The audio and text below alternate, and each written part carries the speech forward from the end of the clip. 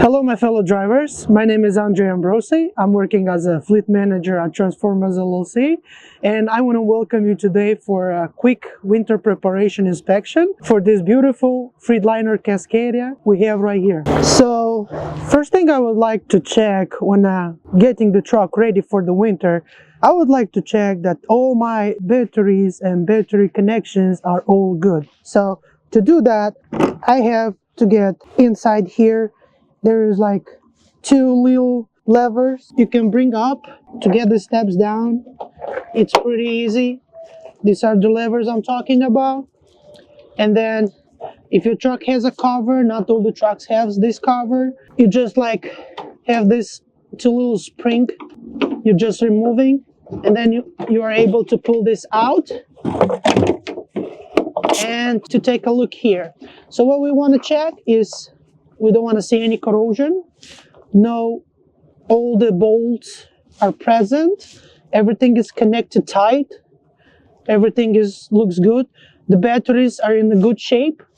They're not bulky. They don't smell like rotten eggs or something. And this means we're good. The batteries are in good shape for the winter. Also in this compartment, there underneath are the air tanks. So we want to make sure every day, at the end of the day, after we're done with working, about to go to sleep, we want to make sure we're removing the condensation out of the air tanks. How to do that? In these new Cascadias, there is two wire, like metal wire, and they're located in this area right here.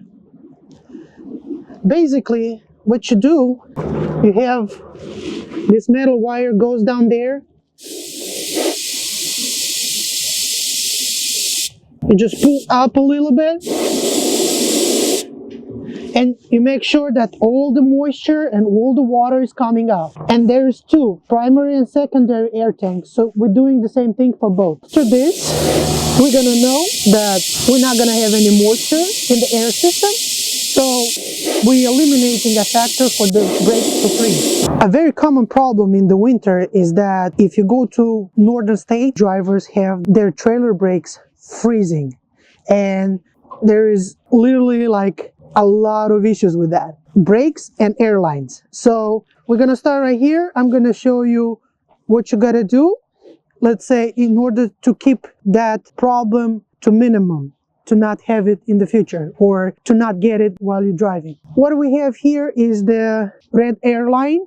That's an emergency line, and we have to remove it. For that, I have to release my brakes, which they are released, and then we're taking alcohol or brake antifreeze. Some people are called different. So what you want to do, you want to pour some and bring the hose up. If you do this like 4 or 5 times, what this is going to do is going to just push that fluid inside your airline, and when you're going to connect it back, and then you're going to go inside the truck and you're going to press on the brake, what that's going to do is going to flush your all airlines of your trailer, and that alcohol is going to get throughout your system. If there is some water or something, it's just going to de-ice it, it's going to unfreeze it, and you're going to have healthy airlines, and they're not going to freeze while you're driving or while you're parked.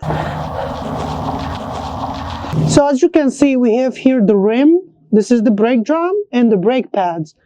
So we don't want to hit the brake pads and the rim. What we want to hit is the brake drum. So take the hammer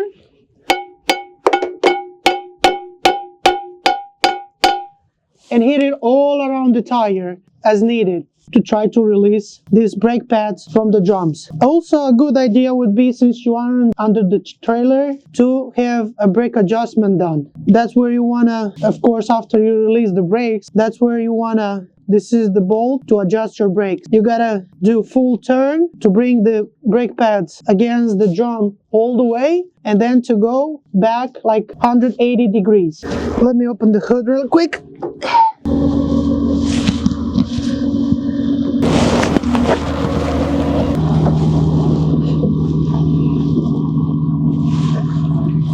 So one of of the symptoms that you actually have freeze lines, airlines, or somewhere along the airlines or in the truck or trailer, you have actually built up some ice, is this bad boy right here.